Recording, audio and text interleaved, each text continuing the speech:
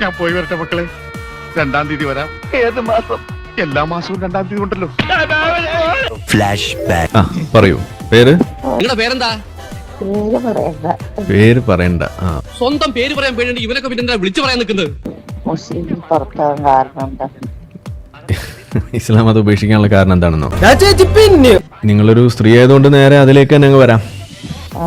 ഇസ്ലാം സ്ത്രീകളുടെ ഒരു ശവക്കുഴിയാണ് എന്ന് തിരിച്ചറിഞ്ഞപ്പോൾ ഞാൻ ഈ മതം ഉപേക്ഷിച്ചു. കേൾക്കുമ്പോ വിഷമങ്ങളൊക്കെ തോന്നും. പലയിടത്തും നടന്നിട്ടുള്ള കാര്യം.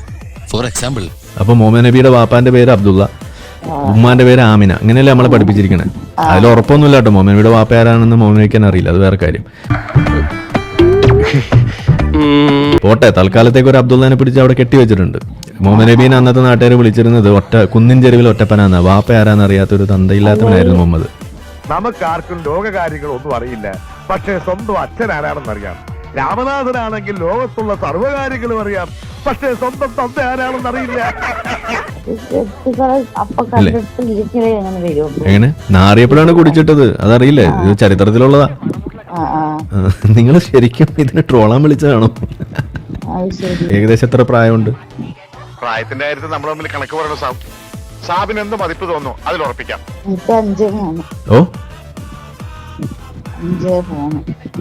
5-3. ഓക്കെ. കളവ് പറയാത്തൊരു മനുഷ്യരായിരുന്നു. അയ്യോ മേഡം ഭയങ്കര തമാശക്കാരിയാണല്ലോ, ഇത്രയും ഞാൻ പ്രതീക്ഷിച്ചില്ല. അള്ളാഹുവിന്റെ റസൂൽ കളവ് പറഞ്ഞിട്ടുണ്ട്. അത് കളവ് പറഞ്ഞൊരു സന്ദർഭം ഞാൻ പറഞ്ഞുതരാം. അത് എല്ലാം വിശദമായിട്ട് പറയണം.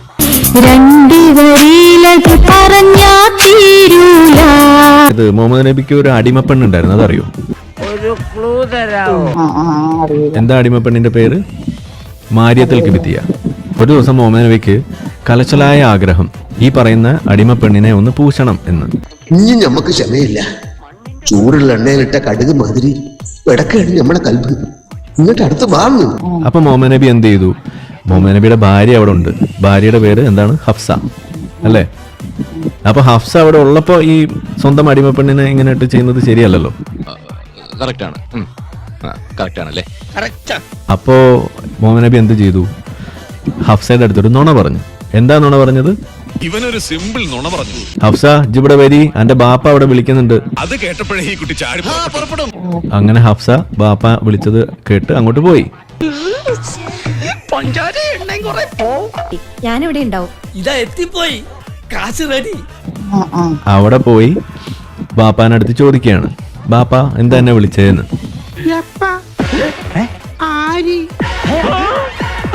അപ്പോ ഇപ്പുറത്തെന്താ നടക്കുന്നത്? മുഹമ്മദ് നബി ആ തക്കം നോക്കിയിട്ട് ഈ മാരിയത്തുൽ കിബിത്തിയ എന്ന് പറയുന്ന അടിമപ്പെണ്ണിന് അവിടെ ഹഫ്സയുടെ കട്ടിലിട്ട് അവിടെ എന്ത് ചെയ്യുകയായിരുന്നു? അത് തന്നെ. നീ ഒന്ന് റീവൈൻഡ് ചെയ്തേ. എന്ത് ചെയ്യുകയായിരുന്നു? എന്ത് ചെയ്യുകയായിരുന്നു? ചെയ്തു പൂശി. പറഞ്ഞ പൂശി പൂശി. അതെ, അതാണ് കറക്റ്റ് വാക്ക്. നീ പകപോക്കാണല്ലേടാ. അപ്പോ അപ്പുറത്ത് എന്താ ബാപ്പ എന്നെ വിളിച്ചെന്ന് ഹഫ്സ ചോദിച്ചവിടെ നിർത്തിയിരിക്കുകയാണ്. അപ്പോ ഹഫ്സാന്റെ ബാപ്പ എന്നെ ആരപ്പം ഇങ്ങോട്ട് വിളിച്ചതെന്ന്. അപ്പൊ അല്ല, എന്റെ മമ്മദ് കായി പറഞ്ഞു ഞങ്ങൾ വിളിച്ചതെന്ന്. ഞാൻ വിളിക്കുക, എന്നെ എന്തിനാ ഇപ്പൊ ഞാൻ വിളിക്കണത്? എന്നെ ഞാൻ വിളിച്ചിട്ടൊന്നുമില്ല എന്ന് പറഞ്ഞു. അപ്പൊ ഞാൻ പൊട്ടനാ? ഇത്രയും ഞാൻ ചെയ്തുകൊണ്ടിരിക്കും, ഞാൻ പൊട്ടനാ? ഹഫ്സ തിരിച്ച് വേഗം വീട്ടിലേക്ക് വന്നു. വീട്ടിലേക്ക് വന്നപ്പോ അവിടെ കാണുന്ന കാഴ്ച എന്താണ്?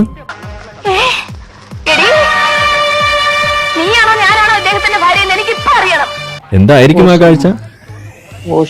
പൂശുണ്ടാവും. അത് തന്നെ സംഭവിച്ചു. അപ്പൊ ഹഫ്സ വളരെയധികം ചൂടായി. നിങ്ങൾ എന്നെ പറഞ്ഞു പറ്റിച്ചു അല്ലേ?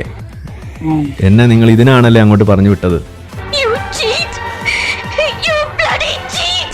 ബഹളം ഉണ്ടാക്കരുത്. ഇതിപ്പോ നമ്മൾ മാത്രമേ അറിഞ്ഞിട്ടുള്ളൂ. അപ്പുറത്തും ഇപ്പുറത്തും ഒക്കെ ബന്ധുക്കാരും നാട്ടുകാരുമാ. അവരെങ്ങാനും ഇത് അറിഞ്ഞാൽ നമുക്കെല്ലാവർക്കും ഒരുപോലെ മാനക്കേടാ. നിങ്ങൾക്ക് ഇത്രക്ക് ഇത്തിനി ഹിമ്മത്ത് എന്ന് ചോദിച്ചു. അപ്പൊ എന്താ ഉണ്ടായത്? മമ്മദ് മാപ്പ് പറഞ്ഞു. ഞാൻ ഇന്നലെ നടുറോട്ടിൽ വെച്ച് കുട്ടിയോട് അപമര്യാദയായിട്ട് പെരുമാറി. മാപ്പ് മാപ്പ് മാപ്പ്. അപ്പൊ എന്നിട്ട് പിന്നെന്താ ഉണ്ടായത്? കുറച്ചു കഴിഞ്ഞപ്പോ വീണ്ടും ഹഫ്സ എന്തിനോ പുറത്തേക്ക് പോയി. അപ്പൊ മുഹമ്മദ് എന്താ പറഞ്ഞത്? ഇനി ഞാൻ ചെയ്യില്ല എന്ന്. വാക്കാലല്ലേ, മുദ്രപത്രത്തിലൊന്നും എഴുതി തന്നിട്ടില്ലല്ലോ. എന്നിട്ട് ഹഫ്സ വീണ്ടും പുറത്തേക്ക് പോയപ്പോ വീണ്ടും മുഹമ്മദ് എന്ത് ചെയ്തു സംയോഗം ചെയ്തു. സംയോഗമല്ല, പൂശി, അങ്ങനെ പറയണം.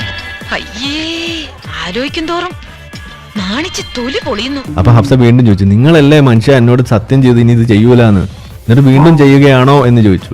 പറ്റിപ്പോയടാ, വേണ്ട നീ പലതവണ പറഞ്ഞതാ, കേട്ടില്ല. ഞാൻ തന്നെ. അപ്പോ മുഹമ്മദ് എന്ത് ചെയ്തു, ഒരായത്ത് അങ്ങോട്ട് ഇറക്കി കൊടുത്തു. അടിമ സ്ത്രീകളെ നിനക്കിഷ്ടമുള്ളവരെ നീ തെരഞ്ഞെടുക്കാനും ഇഷ്ടമുള്ളവരെ പൂശാനുമുള്ള അനുവാദം നാം ഇതാ നിങ്ങൾക്ക് ഞാൻ അനുവദിച്ചു തന്നിരിക്കുന്നു.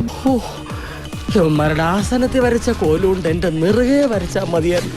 ഹഫ്സ സ്വന്തം അടിമ പെണ്ണിന് സ്വന്തം കട്ടിലിട്ട് പൂശിയത് കൈയോടെ പിടികൂടിയപ്പോ മുഹമ്മദിനെ രക്ഷിക്കാൻ വേണ്ടി ആയത്തിറക്കുന്ന ഒരു അള്ളാഹു. എന്തോന്നാടോ ഇത്? എവിടെ നിന്ന് കിട്ടിയോടോ ഈ ഉണ്ടാക്കണേ? ഇത് ശരിയാണോ? ഇപ്പൊ നിങ്ങളുടെ ഭർത്താവ് ഇങ്ങനെ ഒരു പണി ഒപ്പിച്ചിട്ട് ഇത് നിങ്ങൾ കൈയോടെ പിടികൂടുമ്പോ അത് ഖുർആനിൽ അങ്ങനെ പറഞ്ഞുകൊണ്ടാണ് ഞാൻ ചെയ്യുന്നതെന്ന് പറഞ്ഞാൽ നിങ്ങൾ എന്ത് ചെയ്യും? അവനെ എന്റെ കയ്യിലേക്ക് കിട്ടിയ പെട്രോൾ ഒഴിച്ച് കത്തിച്ച ചാരോടുത്തിയ പല്ല് കഴിച്ചളേ. ഈ കുറുപ്പേ മഹാ തൊട്ടിയാ. നിങ്ങൾ സമ്മതിച്ചു കൊടുക്കോ? ഓ, ഖുർആനിൽ പറഞ്ഞിട്ടുണ്ടോ, എന്നാ പൂശിക്കോളൂ എന്ന് പറയോ നിങ്ങൾ?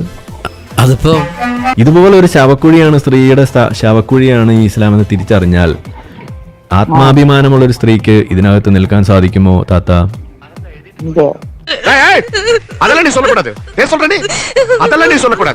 ഇല്ലല്ലോ, ഇല്ലല്ലോ, ഇല്ല. നിങ്ങൾക്ക് ഇനി നിൽക്കാൻ സാധിക്കുമോ? ഇല്ല. അപ്പൊ നിങ്ങൾ മതം വിടുകയല്ലേ? കലിമ ചെല്ലാൻ തയ്യാറാണോ? പറഞ്ഞോളൂ, ഞാൻ പറഞ്ഞുതരാം കലിമ. അഷ്ഹദു അൻ ലാ ഇലാഹ ഇല്ലാ ഡിങ്ക. നമ്മളിൽ ആരെ ഇപ്പൊ മലയാളം പറയണേ? അഷ്ഹദു വ അന്ന ആരിഫ് ഹുസൈൻ റസൂലു ഡിങ്ക. മതി, ഇത്രയും തന്റെ സ്ത്രീകൾ ലോകത്തുണ്ടോ വക്കീലേ? Welcome sister. ചെറുക്കം കൊടുത്ത് തള്ളിയല്ലേണ്ടോ? എന്റെ പേരല്ല നിങ്ങളുടെ പ്രശ്നം, ആരിഫ് ഹുസൈൻ അതല്ലേ നിങ്ങളുടെ പ്രശ്നം?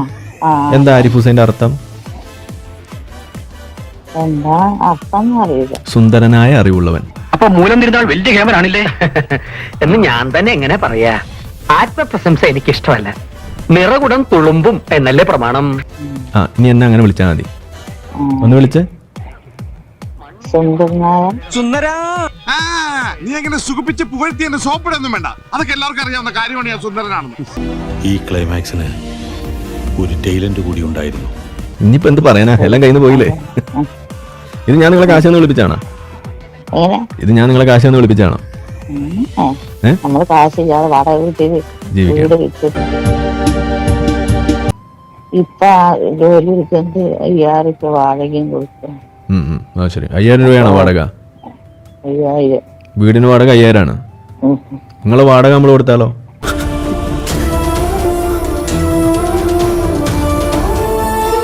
പണമല്ലല്ലോ വലുത്, നമ്മളൊക്കെ മനുഷ്യരല്ലേ. മനുഷ്യർക്കല്ലേ മനുഷ്യരെ അറിയാനൊക്കൂ. നിങ്ങളെ വാടക ഞാൻ കൊടുത്തോളാം.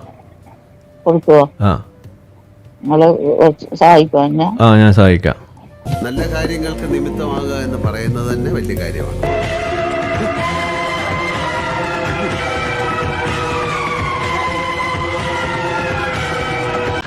എല്ലാവർക്കും സന്തോഷമായല്ലോ? എനിക്ക് സന്തോഷമായി. എല്ലാവർക്കും പിരിഞ്ഞു പോവാം.